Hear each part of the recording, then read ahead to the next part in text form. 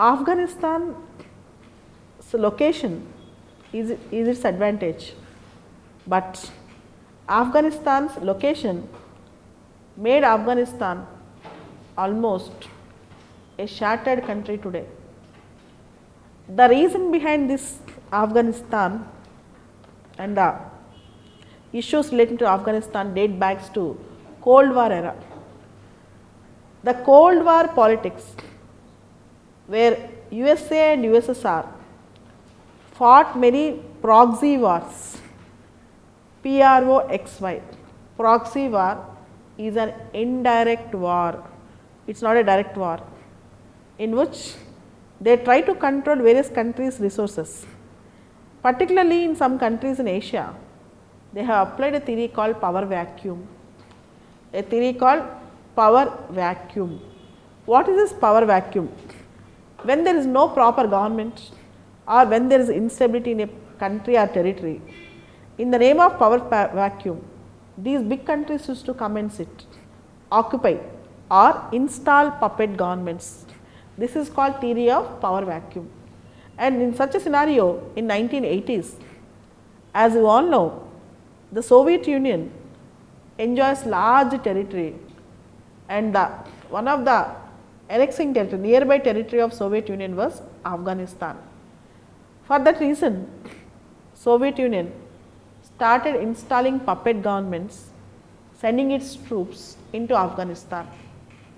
To counter the Soviet government, Soviet proxy government in Afghanistan, America started supporting small guerrilla groups there by funding and aiding them.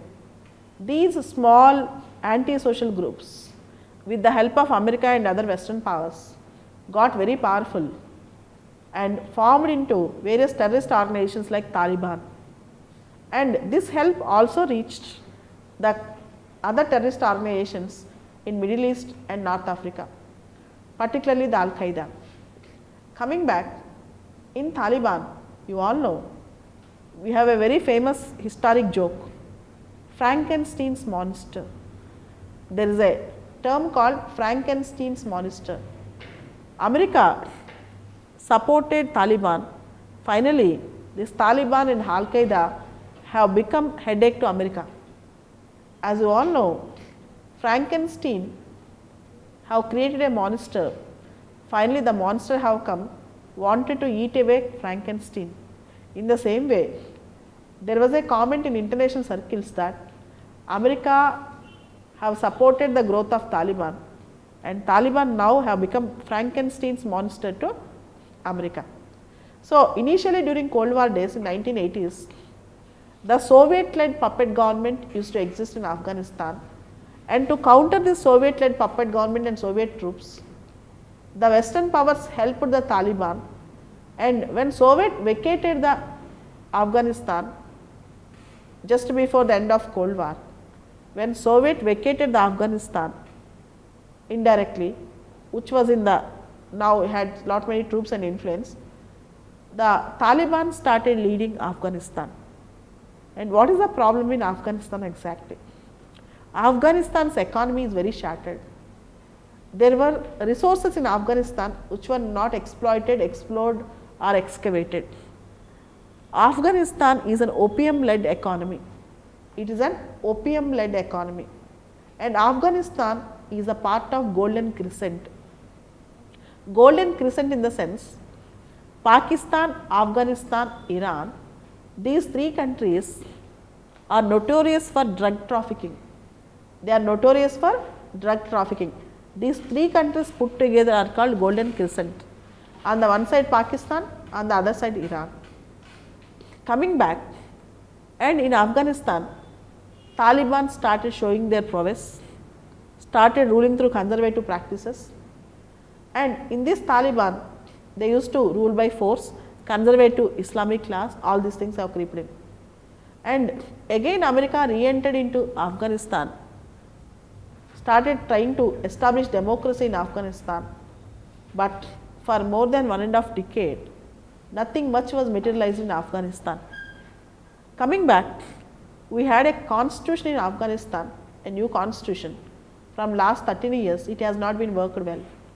and we have a nascent democracy, budding democracy in Afghanistan, which is also not well established.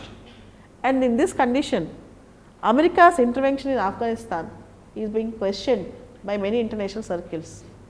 And with respect to India, coming to India, earlier in the ancient India, we can see some portions of Afghanistan are a part of India, and Burmese Buddha statues also present in Afghanistan. They were demolished by Taliban. Our Indian Airlines aircraft was hijacked in Kandahar many years back, and in Afghanistan, India, you all know Afghanistan is a landlocked country. Afghanistan is a landlocked country. There is no access to sea. India started helping for reconstruction projects. In fact, India is very conservative in donating, but till date around $3 billion funding was given by India to Afghanistan. India have helped in constructing Salma Dam, which is also called as India Afghan Friendship Dam. India have constructed Dalang Jalaram Road.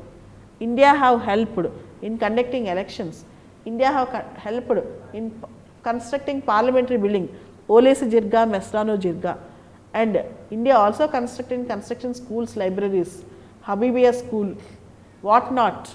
India actually have done a lot for the rebuilding of Afghanistan. In fact, peaceful neighborhood is in the interest of India, because terrorism in the region is a security threat to India. Terrorism in the region is a threat to India, and if Taliban led government comes in Afghanistan, it affects India drastically. For that reason, this is one of the important reasons, India is trying to help Afghanistan to establish strong and stable democracy, to build various institutions in Afghanistan. When this is going on, still even today we are seeing many terror attacks in Afghanistan. America, Barack Hussein Obama tried to minimize the troops, and Donald Trump promised in his election campaigning that he will pull out the troops from Afghanistan. As you all know, till date around 2,600 American personnel have died in the civil war in Afghanistan, and many casualties, innocent victims are being dying. Infrastructure has not been properly developed till date. For all these reasons, Donald Trump decided to pull out, but Trump is expecting that India should play a major role in Afghanistan rebuilding. But what is India's role? What should be the true role of India? As you all know, till date, India is using its soft power policy to help Afghanistan. India believes that any peace building in Afghanistan, any dialogue process with the Taliban should be Afghan led, Afghan owned and Afghan controlled. Should be Afghan led, Afghan owned, Afghan controlled. But here India wanted to become a regional power. Now India is aiming to show its prowess internationally. At this time, it cannot remain silent with respect to regional issues. It has to take a stand, and it has to play a proactive role in the dialogue process with the Taliban. But the thing is, last month when Russia led talks between Afghanistan, Taliban and Afghan Peace Council, India sent diplomats unofficially. India sent only diplomats, that too not totally official, it was unofficial.